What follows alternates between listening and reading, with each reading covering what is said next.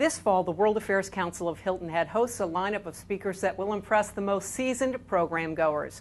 From the PBS NewsHour Deputy Executive Producer to the Special Envoy to Afghanistan and Pakistan. Here to tell us more about the organization and the speaker lineup is its president, Don Ferguson. As we mentioned, president of the World Affairs Council of Hilton Head. Don, thank you so much for coming in. Thank you, Ali, for inviting me. It's a pleasure to be here today because we're about to start our season of speakers in October at the First Presbyterian Church of Hilton Head. That's a really great venue, Don. Let's look back, though, if we could first. Why and when was the World Affairs Council of Hilton Head started? Well, the first council meetings actually started 30 years ago, meeting in the Hilton Head Library in the reference room. And from there, membership increased and moved to the Main Street Theater with over 300 members. And now our venue today, with over 700 members, is in the sanctuary of the First Presbyterian Church on William Hilton Parkway. Well, that's a great venue to go and listen to speakers. What's the real mission, though, of the organization? Well, our real mission is to keep the public and our members abreast of U.S. foreign policy, international relations, also educational happenings abroad that might involve the United States, and economic situations throughout the world. Well, I'll have you give us your website, but what I thought was great is you have on the website links to various publications so people can keep updated on what's going on internationally, too. Yes, we do, Ali. As a matter of fact, there are links to websites of publications that ordinarily people may not be able to subscribe to or have the time to read all the time, but can access them for specific information, such as the Herald Tribune, the Foreign Affairs bulletins and magazines, and publications like that, especially when they relate to our speaker topics that are coming up on the program. That's great, because you can actually do a little preparation if you know someone's coming, so you're more up to date actually before you even hear that speaker. Exactly. That's excellent. What is the website, Don? The website is www.wachh.org.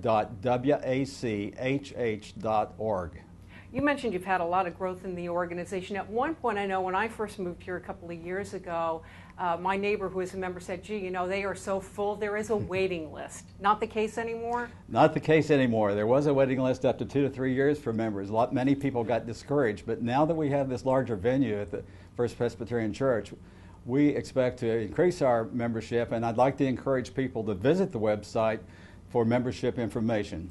Yeah, I'm really looking forward to the season. I mentioned briefly that you have an executive producer coming from the NewsHour on PBS. How did you manage to get her? Well, one point that's unique about our organization are the number of people here on Hilton Head who have access to world affairs and international personnel. And Kathleen McClary, the deputy executive producer of the PBS NewsHour, Jim Lair's program, will be our first speaker October 7th, Friday, at the church. And her mother is Fran Robertson, and through Fran we were able to get Kathleen to visit our island.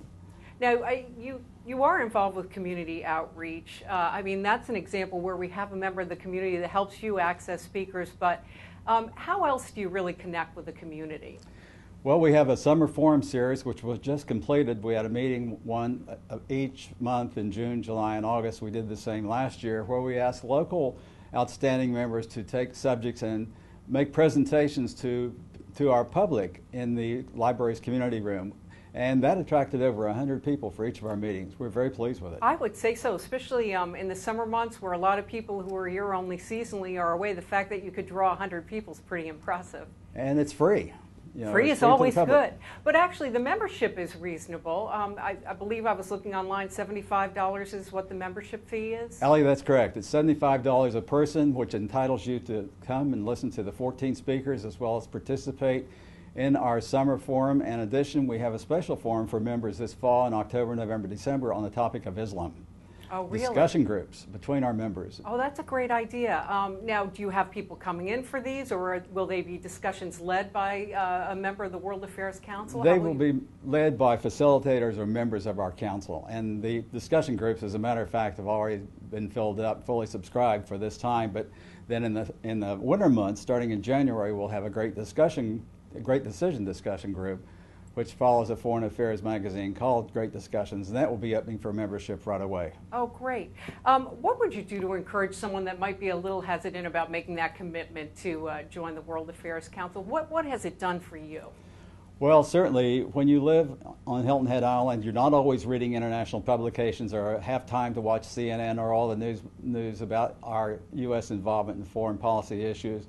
And the World Affairs Council allows people to come to a very quiet venue to listen to the experts who are involved in our U.S. policy situations throughout the world today. The caliber of speakers that you have is just so phenomenal. As I mentioned in the introduction, you also have the Special Envoy to Afghanistan and Pakistan coming. Yes. Can you let us know a little bit about him? Yes. Mark Grossman was appointed by the Secretary of State Hillary Clinton to be a substitute for Richard Holbrooke, who retired from that position. And he is actually the Afghanistan-Pakistani envoy charged with coordination of all civilian activities for our government and our U.S. strategy in that region. He will be speaking to us on October 21st. We still have plenty of seats available, and we encourage all of our members and any new members who are interested to come and welcome him to our island. I mean, the fact that we can actually have access to a person like that and ask some questions after he gives his talk, what an opportunity for all of us. And I know, Don, with me, I hope to be able to learn something new every day for the rest of my life. And I know there are a lot of people out there that feel the same way. So this is just such a great opportunity. Any final thoughts from you before we let you go? Just the final thought is this. If you're interested in becoming a member, please visit our website. We are still open for membership. Our target this year is 800 or 900 members.